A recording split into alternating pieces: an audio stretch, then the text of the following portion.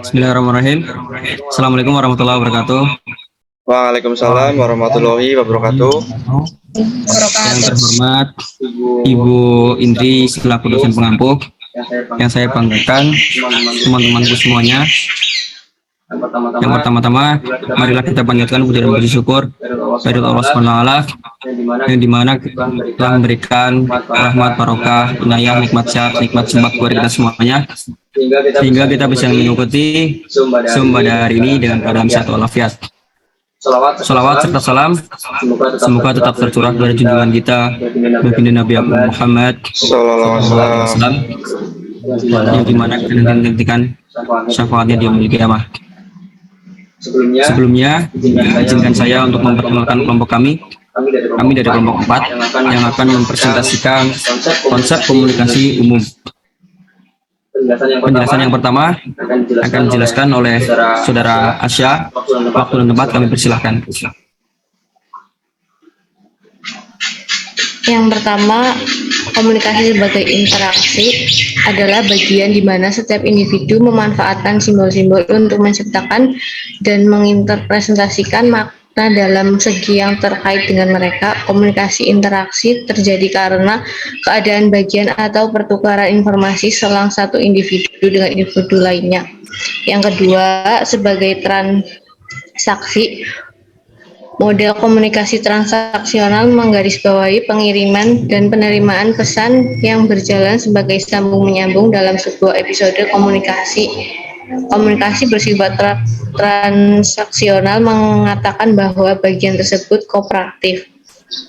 Yang ketiga, ada tindakan satu arah adalah komunikasi yang dilakukan untuk menyampaikan pesan atau informasi tanpa memerlukan umpan balik. Jadi tidak ada diskusi di antara komunikator dan komunikan dalam komunikasi satu arah, hanya komunikator yang berperan aktif dalam menyampaikan pesan.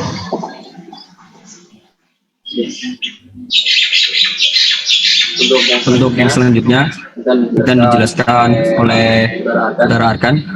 Waktu dan tempat kami persilakan. Yang kedua, proses komunikasi ada dua, yaitu komunikasi primer dan komunikasi sekunder. Komunikasi secara primer terjadi ketika manusia menggunakan lambang atau simbol dalam menyampaikan pesannya. Sedangkan proses komunikasi secara sekunder berlangsung ketika manusia memakai alat atau sarana untuk menyampaikan pesannya setelah penggunaan simbol.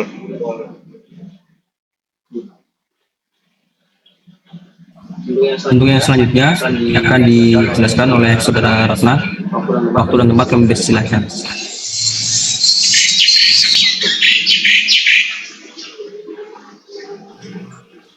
Komponen komunikasi: 1.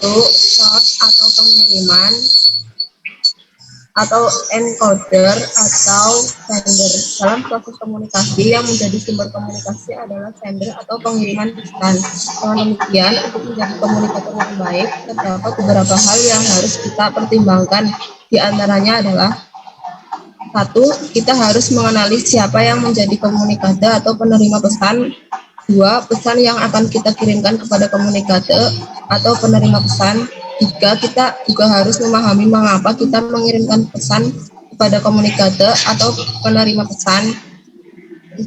Hasil apakah yang kita harapkan. Jika sebagai komunikator kita tidak mempertimbangkan hal-hal di atas, maka proses komunikasi akan menemui kegagalan.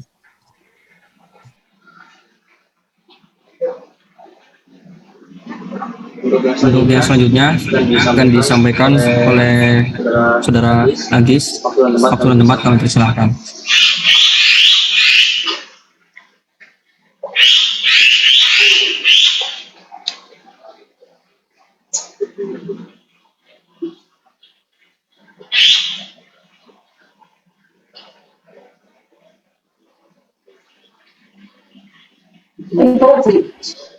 Komponen komunikasi yang kedua adalah message, pesan atau konteks atau informasi. Yang dimaksud dengan pesan adalah informasi yang akan kita kirimkan kepada penerima pesan atau hayalah sasaran.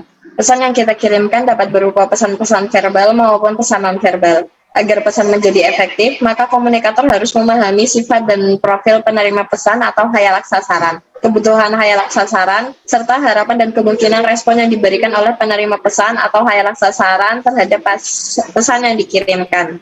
Hal ini sangat penting baik dalam komunikasi tatap muka maupun komunikasi bermedia. Ya, selanjutnya akan disampaikan oleh saudara Selvi. Waktu dan tempat kami persilakan. Komponen komunikasi yang ketiga yaitu channel atau media. Media dimanfaatkan oleh komunikator agar membantu proses pengiriman pesan kepada halayak atau penerima pesan. Jenis pesan yang dimiliki dapat membantu komunikator untuk menentukan media maupun saluran komunikasi apa yang tepat untuk digunakan, termasuk dalam pemilihan kata-kata baik yang diucapkan, ditulis, dicetak, simbol nonverbal, media elektronik, dan lain sebagainya. Dalam komunikasi modern, komponen media yang dimaksud sebagian besar tertuju pada media komunikasi massa, contohnya seperti televisi, radio, maupun internet. Pemilihan media atau saluran komunikasi tersebut haruslah tepat, agar komunikator mampu menentukan apakah proses penyampaian pesan dapat berjalan sukses atau tidak. Ya, untuk yang selanjutnya akan disampaikan oleh saudara Iblis. Waktu dan tempat kami persilakan. Komponen komunikasi yang keempat adalah receiver atau penerima atau decodер atau audiens. Proses komunikasi tidak akan berjalan dengan baik dan sukses apabila tidak ada penerima pesan dalam prosesnya. Sama halnya dengan komponen komunikasi, maka proses komunikasi tidak akan berjalan apabila tidak ada penerima pesan. Penerima pesan memiliki peran yaitu untuk menerima sebuah pesan, menafsirkan sebuah pesan, serta memberikan makna pada pesan yang ia terima dari komunikator. Proses komunikasi hanya akan berhasil apabila penerima pesan atau komunikator menerima pesan sesuai dengan yang apa disampaikan atau dimaksud oleh komunikator. Apabila dalam prosesnya komunikator gagal memahami makna pesan komunikator, maka proses komunikasi tersebut tidak akan berjalan dengan sukses, sehingga dibutuhkan solusi tambahan untuk memperbaiki proses komunikasi. Contohnya, komunikator harus memberikan klarifikasi atau pesan tambahan. Terima kasih. Ya, baik. Untuk yang selanjutnya akan dijelaskan oleh saudara Bayu. Waktu dan tempat kami persilakan. Efek atau pengaruh ialah dampak yang dapat ditimbulkan dalam proses komunikasi tersebut. Efek dapat berupa sikap maupun tingkah laku dari penerima pesan.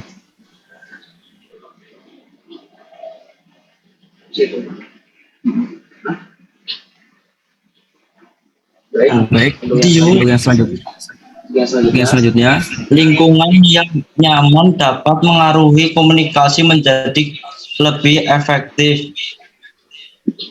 Ventilasi yang buruk, suhu yang ekstrim, dan suara yang bising dapat mengganggu komunikasi. Selain itu, distraksi lingkungan dapat mengganggu dan menghambat komunikasi koiser 2000.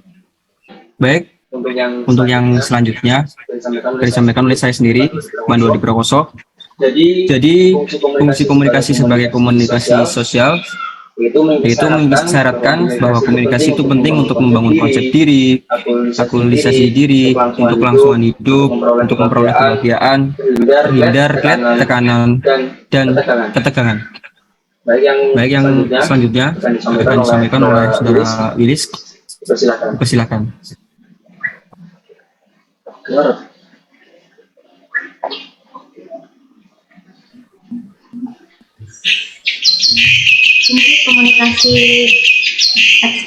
Fungsi komunikasi ekspresif erat kaitannya dengan komunikasi sosial yang dapat dilakukan baik sendiri ataupun dalam kelompok.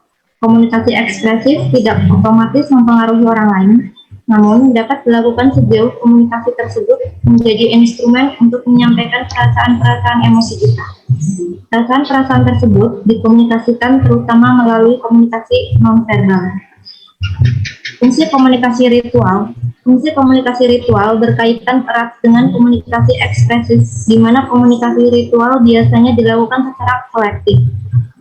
Suatu komunitas sering melakukan upacara-upacara berlainan sepanjang tahun dan sepanjang hidup, yang disebut oleh para antropolog sebagai rites of faith, seperti upacara kelahiran, ulang tahun, sunatan, dan sebagainya.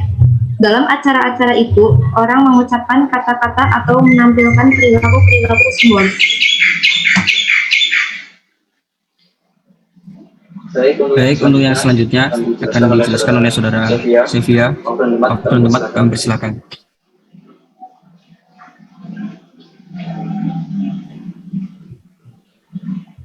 Fungsi komunikasi instrumental.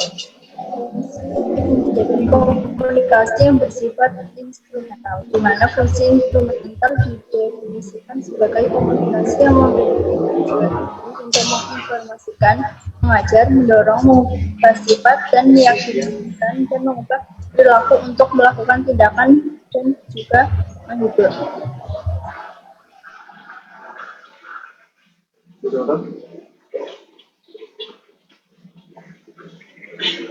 Baik, sekian presentasi dari kelompok kami. Apabila banyak kekurangan, mohon maaf yang sebesar-besarnya.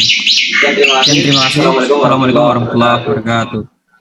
Terima kasih. Waalaikumsalam warahmatullahi wabarakatuh.